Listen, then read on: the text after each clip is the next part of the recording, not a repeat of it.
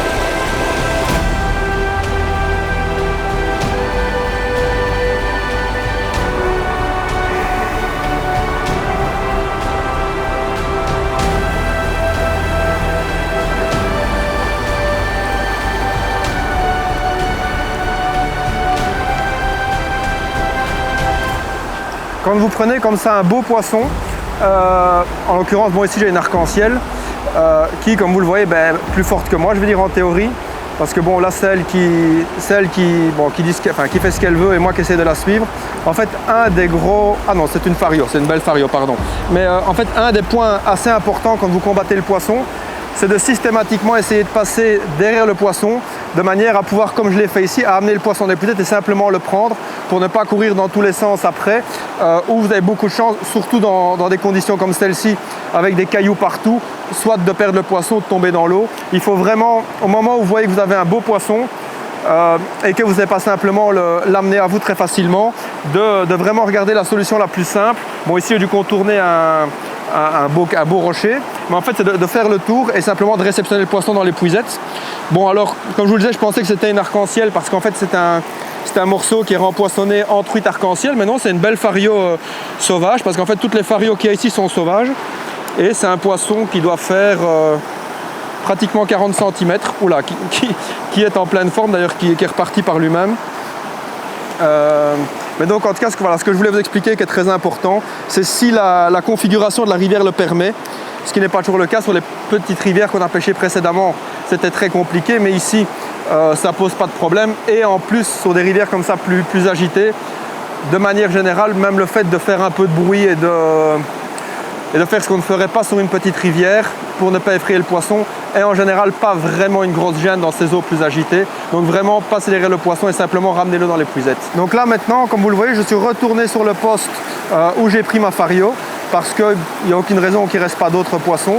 Et en fait la fario là que j'ai pris, vous ne le verrez certainement pas à la caméra, mais vous voyez donc le courant qui passe ici, il y en a un autre là et puis le principal. Et là juste devant moi il y a un rocher assez important, bon, qui est immergé, que vous ne voyez certainement pas vous, mais qui est devant moi. Et en fait, il a une face plate de l'autre côté, donc le caillou se fait comme ça, et il y a la face plate. Et c'est typiquement le poste à truite. Donc, de là où j'étais positionné, je vais vous remontrer en fait. Donc, j'ai lancé mes nymphes comme ceci, que j'ai laissé immerger assez rapidement. Et en fait, j'ai ralenti ma dérive comme c'est le cas maintenant, pour vraiment passer le plus lentement possible le long du rocher. Et j'ai à peu près pris la touche là. Donc, mais en fait, il faut savoir que quand mon indicateur est là, la manière dont je fais ma dérive, mes mouches sont à peu près 15-20 cm plus hautes. Donc elles étaient vraiment à la sortie du rocher.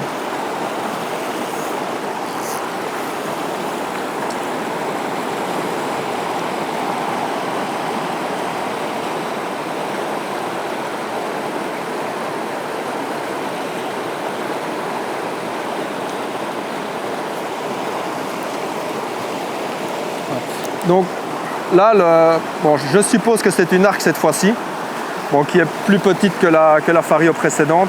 Donc j'ai pas grand besoin de faire ce que je vous ai expliqué, donc de mettre vraiment en aval, parce que voilà, elle va revenir à moi, c'est pas non plus un monstre. Ouais, c'est bien une petite arc. Et donc en fait cette truite là, donc après avoir passé plusieurs fois de différentes manières le long du rocher, en fait je suis passé de 2 ou 3 manières différentes pour déclencher le poisson. Donc en fait, précédemment dans les vidéos, je vous expliquais de régulièrement changer de mouche, ce qui est de poids de mouche, ce qui est vraiment une chose très importante quand vous êtes au bord de l'eau. Maintenant, sur un poste comme ici, où en fait à chaque lancer, je devrais quasiment changer de poids. Bon, ici, c'est pas possible. Donc en fait, je joue sur la façon dont je fais dériver mes mouches et la rapidité à laquelle je fais passer mes mouches devant le poisson. Et donc, j'ai d'abord fait passer avec ma canne un peu plus inclinée, un peu plus haut dans la couche d'eau et un peu plus rapidement.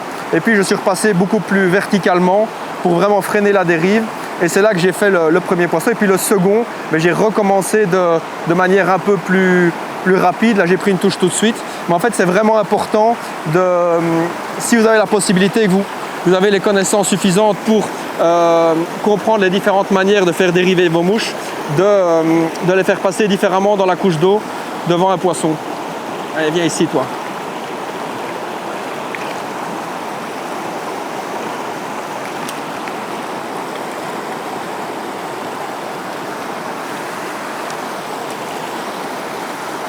Quand on pêche comme ça dans autant de blocs et des poissons un peu plus forts, c'est important de régulièrement vérifier votre bas de ligne pour voir si tout est bon, si tout tient, parce que y a tellement de cailloux et qui peuvent être abrasifs qu'il faut vraiment, pour ne pas perdre de poisson, donc ça, perdre un poisson, il y a deux choses. La première, c'est d'avoir perdu un poisson qui probablement vous tenait à cœur parce que vous avez fait ce qu'il fallait pour le prendre, et aussi de lui laisser des mouches dans la gueule qui ne sont pas nécessaires. Donc c'est bien de vérifier régulièrement son bas de ligne. Bon, moi ici il n'a rien, donc je peux continuer, mais c'est quelque chose à refaire régulièrement. Le premier conseil que je peux vous donner pour la nymphophile, c'est d'avoir une multitude de poids différents de mouches dans votre boîte. Donc une des erreurs que font la plupart des débutants, c'est de monter plein de modèles de mouches différentes et d'avoir que 1 ou 2 poids. En fait, le mieux, c'est d'avoir que quelques modèles, donc 2, 3, 4 modèles de nymphes suffisent. Donc ça, c'est à vous au bord de l'eau de voir les nymphes avec lesquelles vous avez le plus de résultats et puis de les décliner dans le plus possible de poids de nymphes. Donc je vois souvent les gens, les débutants, ils ont tendance à faire mettons du 2,5, du 3, du 3,5. Mais en fait, c'est une grosse erreur. Si vous pêchez des petites rivières avec peu d'eau, vous devez avoir du 2, du 2,3, du 2,5, du 2,8. Si vous pêchez des plus grosses rivières avec un débit d'eau beaucoup plus puissant, il vous faut du 3, du 3,3, du 3,5, du 3,8, du 4. Et ça, c'est un des facteurs les plus importants, c'est vraiment avoir les poids les plus justes pour pouvoir passer au mieux et avoir la dérive la plus précise possible. Le deuxième point qu'il est important d'aborder, c'est le bas de ligne. Donc le bas de ligne, pour moi, ça va du bout de la soie jusqu'à la mouche. Alors, il y a deux écoles. Il y a ceux qui utilisent une soie, comme je le fais, et ceux qui préfèrent uniquement utiliser un fil fluo. Alors, au début, on utilisait pratiquement tous uniquement du fil fluo parce que la compétition permettait de le faire. Enfin, en tout cas, tous ceux qui pratiquaient la compétition avaient le droit de le faire. Entre-temps, les règles ont changé. Maintenant, on peut avoir maximum 2 fois la canne. Alors, au début, ça a fait... il y en a beaucoup qui n'ont pas aimé. Et en fin de compte, je pense qu'avec le temps, et moi y compris, on préfère pêcher avec une soie qu'avec du fil. Alors, il y a plusieurs raisons à ça. La première, c'est qu'une fois qu'on bobine, mettons 50 ou 100 mètres de fil dans un moulinet, le fil, ça a tendance à vieillir. Et ça vieillit souvent pas bien. Il arrive que quand vous prenez un beau poisson, d'avoir à un moment le bas de ligne qui casse. Donc si vous avez une soie comme c'est mon cas, vous changez beaucoup plus régulièrement votre bas de ligne et donc vous avez toujours un fil qui est frais. Un second point, c'est que moi je trouve qu'il est beaucoup plus agréable de pêcher avec la main sur une soie que sur un fil. Ça glisse moins dans les mains et en plus de ça, ça me donne un repère en plus sur la manière dont je pêche parce qu'en fait j'ai une démarcation de couleur qui est très claire, que je ne dois pas me concentrer pour comprendre exactement ce que je fais. Par exemple là-bas sur le poste en face, j'ai sorti un moment 1,50 m de soie, je savais exactement à quelle distance je pêchais, je savais comment mes dérives se faisaient, donc ça me permet d'avoir un indicateur en plus quand on a l'habitude de pêcher. En fait, c'est quasiment inconscient, mais ça rajoute quelque chose en plus qui vous permet de mieux comprendre votre pêche. Et ça permet aussi, moi ça m'est déjà arrivé quand je pêchais précédemment avec des bas de ligne très longs, que le fil ait parfois tendance à couper un peu. Donc si vous avez un poisson et un rush par exemple, de vous couper. Donc la soie évite tous ces problèmes-là. Le point suivant, c'est le bas de ligne en lui-même. Alors moi ici j'ai un morceau de nylon. La majorité de mon lit ça fait sur un nylon. Et puis après ça j'ai un indicateur de touche. Donc l'indicateur de touche, j'utilise le Nymph Maniac parce qu'il a 2 couleurs et que c'est très important pour moi d'avoir un indicateur qu'on voit le mieux possible. parce que si vous ne le voyez pas, simplement vous pêchez très mal. Alors, il y a aussi la possibilité de faire tout le bas de ligne, donc de la pointe de la soie jusque votre pointe avec vos nymphes, avec le même fil. Alors, ça a l'avantage de beaucoup mieux se voir. Moi, personnellement, je n'en ressens pas le besoin, donc le fait d'avoir un indicateur un peu plus court ne me dérange pas. Je mets simplement les deux couleurs et je le vois très bien. Mais pour les débutants, pour ceux qui voient moins bien, ou quand il y a vraiment une très mauvaise luminosité au bord de l'eau, ça vous permettra de vraiment mieux voir ce que vous faites. Ensuite, je mets un micro-ring qui me permet simplement de connecter ma pointe à mon indicateur. Et puis donc il y a la pointe qu'on fait avec 1, 2 ou 3 nymphes. Alors là, il faut être très très méticuleux parce que en action de pêche, si par exemple entre votre indicateur et votre première mouche, vous mettez 65, le bas de ligne d'après, vous n'êtes pas super concentré, vous mettez 80, vous ne vous en rendez pas compte, mais simplement en action de pêche, ça changera toute votre dérive.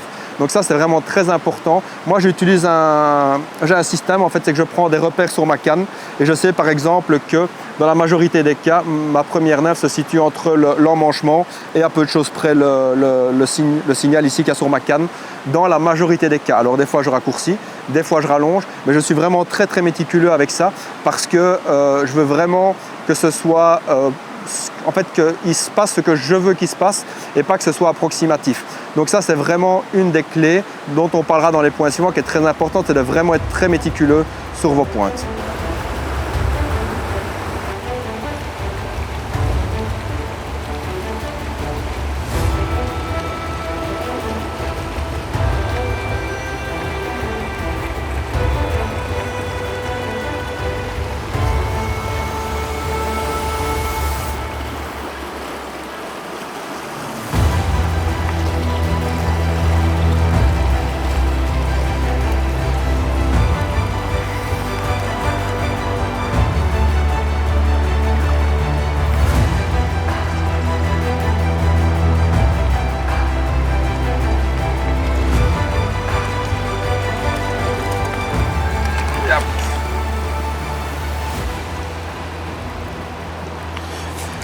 Alors cette arc-en-ciel, elle était un peu surprenante parce qu'en général, sur cette rivière, en fait, elles sont vraiment dans la veine ici dans laquelle j'ai quasiment les pieds.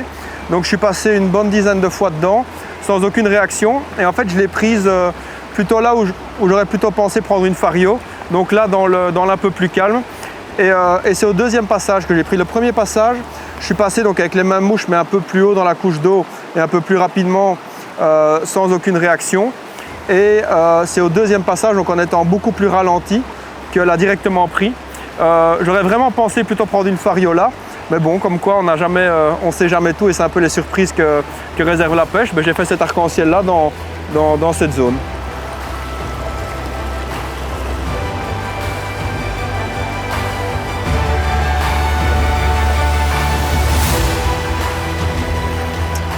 Ce qui correspond exactement à ce que je vous expliquais.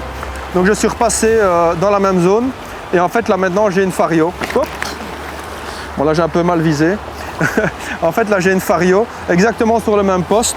Donc ça c'est une fario qui doit faire je sais pas 25-30 cm, pas 25. C'est une fario sauvage. Et donc elle, en fait elle était tout à fait logique par rapport au poste où je l'ai prise. Moi ça c'est typique, dans le cas de cette rivière c'est typiquement le poste à fario.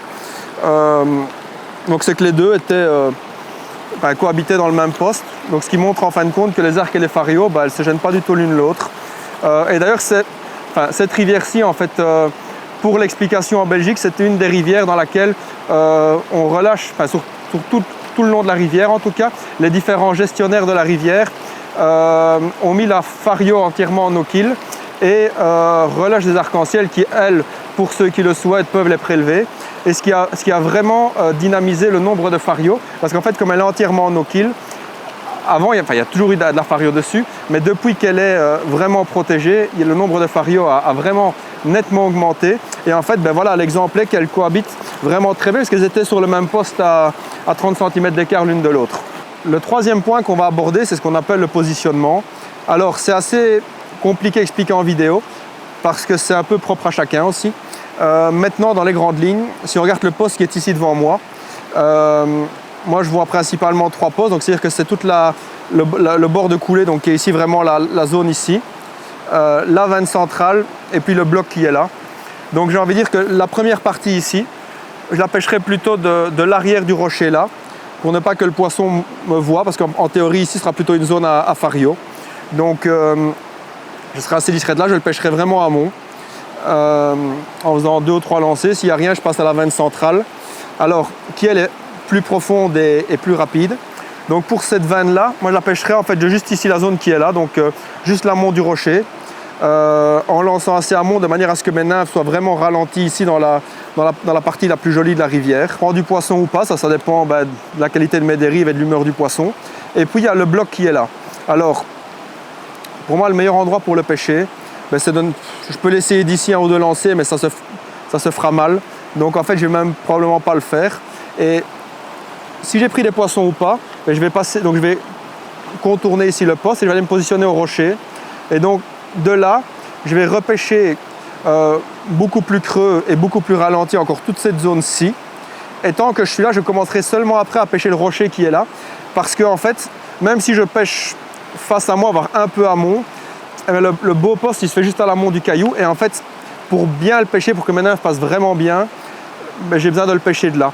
Et comme sur cette rivière, je sais que même si je pêche, même si le poisson est en dessous de moi et que je suis au-dessus, ça ne le dérangera pas, je ne vais pas l'effrayer. Donc en fait, je vais plutôt essayer de passer du premier coup bien sur le poisson. Donc en fait, le positionnement, c'est vraiment comprendre. En fait, ça vous demande de pêcher, de passer beaucoup de temps au bord de l'eau, de comprendre comment dérivent vos nymphes, et puis seulement de vraiment savoir où vous positionnez-vous pour être le mieux mis.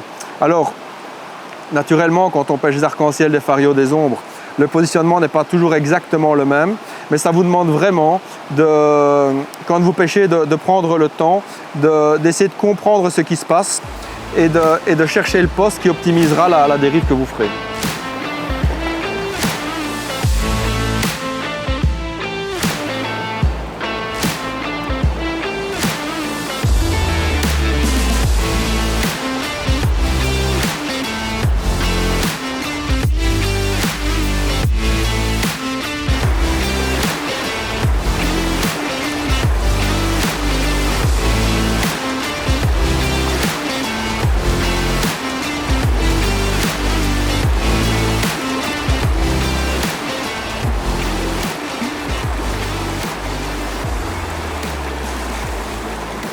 Le 4e point qu'on va aborder, c'est la façon de faire dériver les mouches.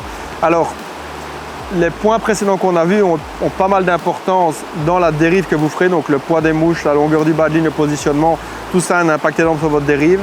Et ce qu'il faut savoir en plus, c'est qu'il y a des points, par exemple le lancer, la manière dont vos mouches arrivent sur l'eau ont beaucoup d'impact sur la manière dont elles vont s'immerger. Plus vous êtes tendu, moins les mouches couleront vite. Et plus on fait un lancer, on va dire paquet, donc comme le font les pêcheurs en nymphe à vue, plus vite la nymphe va couler. Ça, c'est un truc très important à savoir. Alors, ça dépend de la profondeur d'eau, ça dépend de plein de facteurs. Mais je dirais que la manière dont ça arrive sur l'eau, c'est très important. Et puis après, il y a vraiment la tension que vous mettez. Une fois que les mouches sont arrivées sur l'eau, de nouveau, plus c'est détendu, plus ça coule vite. Plus vous gardez de tension dedans, moins ça coule vite. Alors, le fait de garder une certaine tension, c'est parfois très bon. Il faut vraiment essayer ça. Et après, il y a la dérive en tant que telle. Alors, de manière globale, plus vous tenez votre canne haute, plus votre dérive va être ralentie. Plus vous l'obliquez, plus vous allez avoir une dérive qui sera plus planante et moi je vais appeler ça plus naturel, c'est un avis personnel. Mais ça, il faut vraiment passer du temps au bord de l'eau et vraiment essayer de comprendre comment vos mouches dérivent. Et ça demande vraiment le même poste, d'essayer et de répéter pour comprendre comment ça fonctionne. Et par exemple, moi, quand j'arrive sur un poste, je le pêche de 2 ou 3 manières différentes. Et c'est parfois à la 3e manière que je déclenche un poisson. Alors, c'est pas que les 2 manières avant étaient mal faites, c'est juste que le poisson ne réagissait pas à cette manière de passer. On vient donc de terminer sur le secteur qu'on appelle vraiment le lieu-dit des fonds de Coireux, où c'est un amas de blocs et donc avec plus d'eau, de courant dans tous les sens. On est juste à l'amont. Et donc ici, c'est plus calme, c'est des eaux un peu plus basses. Donc j'ai du coup refait mon bas de ligne et je vais adapter mes poids. Donc par exemple ici, je vais pêcher avec, je vais alterner entre 2 nymphes avec des billes de 2.3. Et si je suis trop léger, je mettrai une 2.5 en pointe. Mais j'ai pas besoin de beaucoup plus de poids parce que comme vous voyez, il y a beaucoup moins d'eau. Alors bon, Je vais pêcher pas vraiment ici dans mes pieds parce que là il n'y a vraiment pas d'eau du tout, mais plutôt les vannes un peu plus importantes où il y aura à peu près entre 40 et 60 cm d'eau. Donc je vais changer ma potence et ma pointe. Et là en potence, je vais commencer par une bille de 2.3. Donc on va commencer ici devant moi. Donc il faut donc repenser aux différents points qu'on a abordés.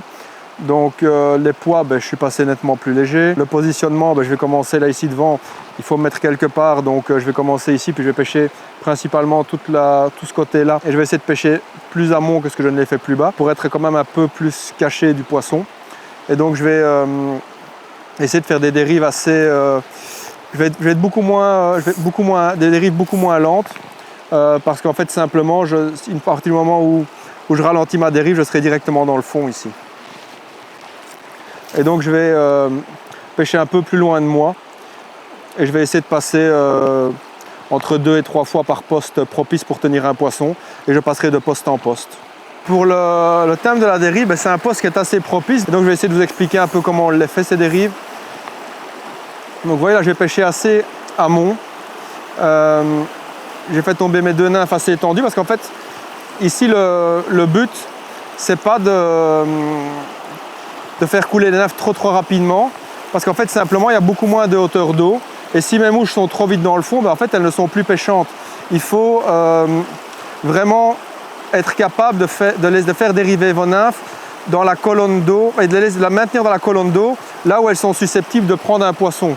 Si elles passent trop haut, vous ne prendrez pas grand chose, et si elles sont dans le fond, dans le fond des cailloux, elles ne prennent rien non plus. Donc il faut vraiment être capable de les faire passer dans la bonne veine d'eau. Et ça demande de comprendre comment fonctionne, à quelle vitesse coulent vos nymphes, comment les faire arriver sur l'eau, comment les immerger.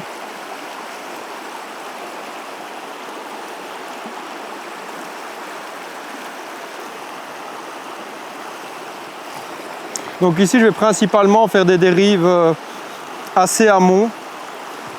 Comme il y a moins de hauteur d'eau, le poisson va beaucoup plus rapidement me voir, et donc je vais beaucoup plus rapidement le déranger.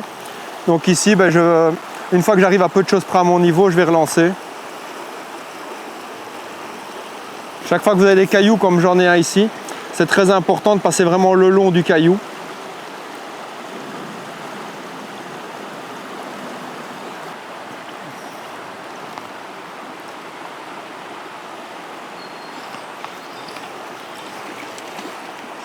Wow.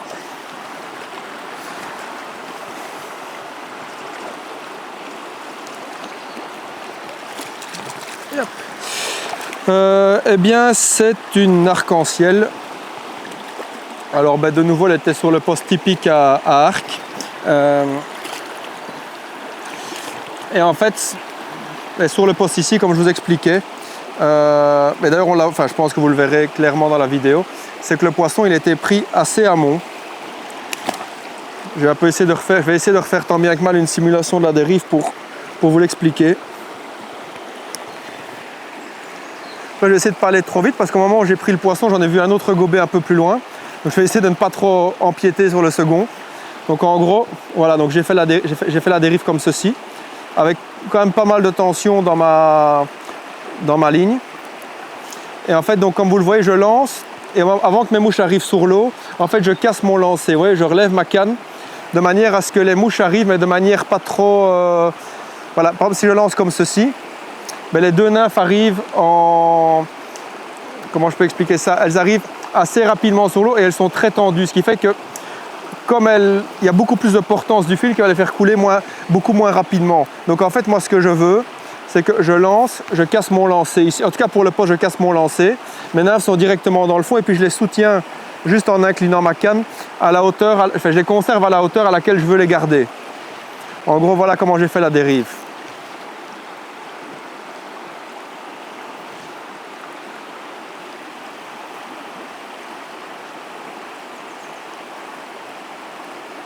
Maintenant, je vais monter donc sur la tête de coulée. Donc, ça s'appelle la tête de coulée. C'est là où, juste l'arrière du rocher, où on voit les bulles blanches, je vais dire. Et pour ces postes-là, je vais pêcher plus tendu.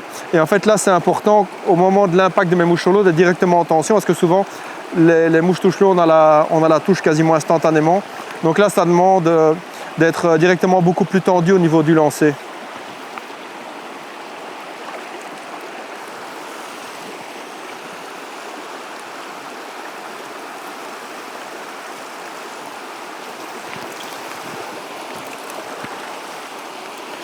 Bon,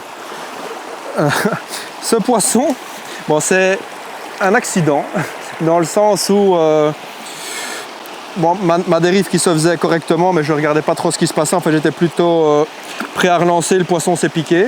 Mais en fait, en soi, c'est pas bien grave dans le sens où la dérive était bonne. Et c'est juste que je regardais déjà à l'amont pour savoir où mes mouches allaient retomber.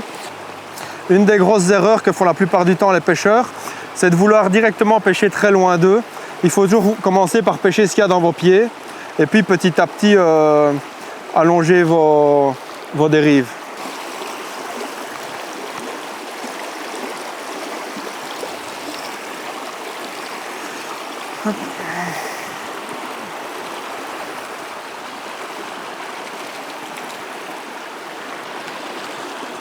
Alors ça, c'est vraiment la fario sauvage. Elle a vraiment les couleurs typiques de la rivière.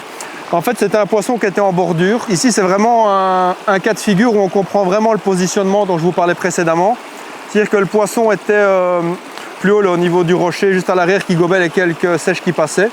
Et en fait, je me suis mis en arrière du poisson. J'ai lancé assez amont pour passer dessus, pour que mes nymphes passent dessus, juste dans la bonne profondeur, là où se situait le poisson. Et au premier passage, le poisson est rentré. Donc en fait, ça montre que la succession d'explications que je vous ai données, donc le positionnement, le poids, le badding, tout était juste, puisqu'en fait, à la première dérive, le poisson a été pris.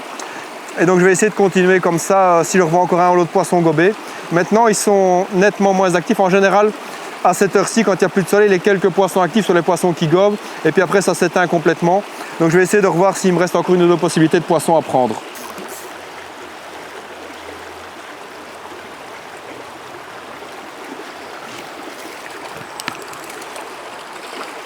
Cette vidéo touche à sa fin. J'espère que les quelques conseils que j'ai pu vous donner vous seront utiles. Alors évidemment, il y a beaucoup plus de choses qu'on pourrait développer beaucoup plus. Sur une vidéo, c'est pas évident. On a essayé de donner vraiment les bases pour la pêche en nymphe à un débutant. Si vous avez des questions, n'hésitez pas en commentaire, on y répondra. N'hésitez pas également à vous abonner, à liker, à la repartager, ce qui nous aide fortement. Je vous dis à bientôt pour de prochaines vidéos.